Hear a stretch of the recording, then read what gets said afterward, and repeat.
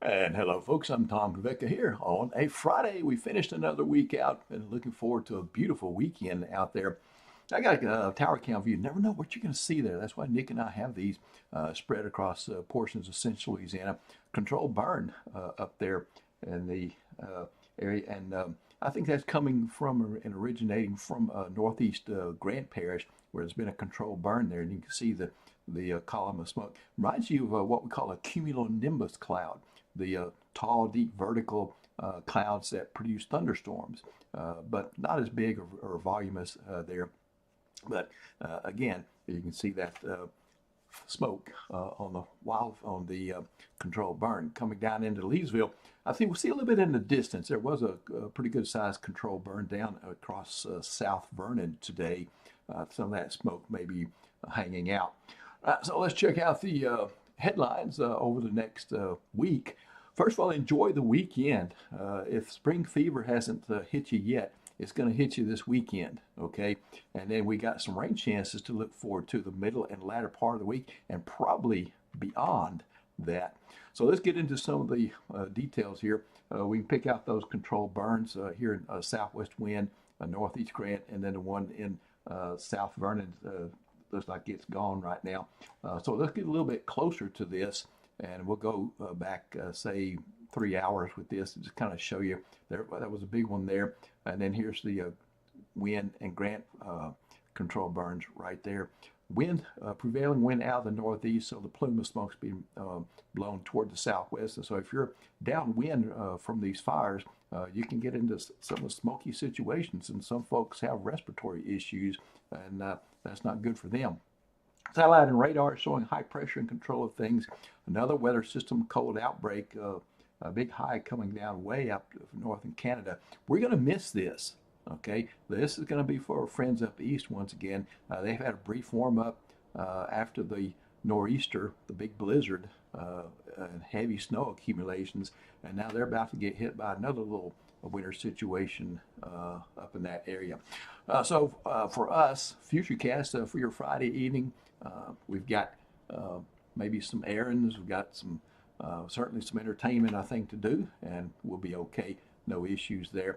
Going into Saturday morning early, probably be a little bit of an increase in clouds from the southeast, and actually could be a little patchy fog, I think, across the area. And then going into Saturday evening for your Saturday evening entertainment, no issues there. No rain or inclement weather, and no temperature extremes, and then good weather heading out for Sunday morning church services. Checking out the bubbles, yeah, I just can't stop playing with these bubbles there, but they're so instructive on indicating what's going to happen with the weather pattern, and I do think we're going to see some significant changes from that. So I let it play till Monday afternoon.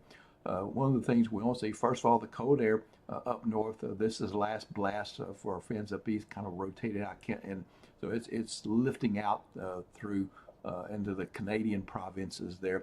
But we notice some energy dropping southward there across the Pacific West. So I'm going to let this go once again, and you can see that the first wave of that heads through the Rockies into the Corn Belt, stays north of us.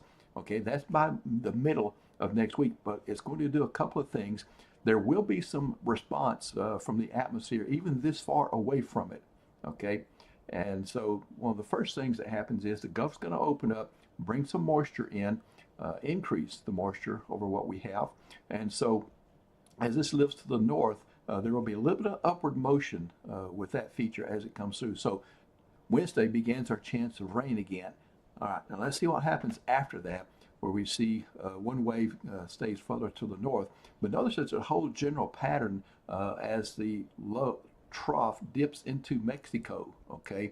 And so with this cool bubble of air breaking out here, you know there's definitely going to be some moisture from the Gulf. In fact, that's going to give us a steady flow of moisture from the Gulf of Mexico. And so that is what we need to provide the raw material to produce rain and, of course, some thunderstorms with this kind of pattern. And so that would be by Saturday. And I think we've got the rain chances in the forecast middle, latter part of next week, and then into next weekend, and perhaps even beyond that. So 7-day forecast in for you. A little cooler Saturday morning in response to last night's front, 49 for the average, 81 for high, one of those days where it's cool in the morning, but there's a big warm up during the day, sunny skies. For Sunday, 53 and 80, temperatures way above the norms. We should still be in the 40s for low temperatures and 60s for highs. Monday, Tuesday, partly mostly cloudy skies there.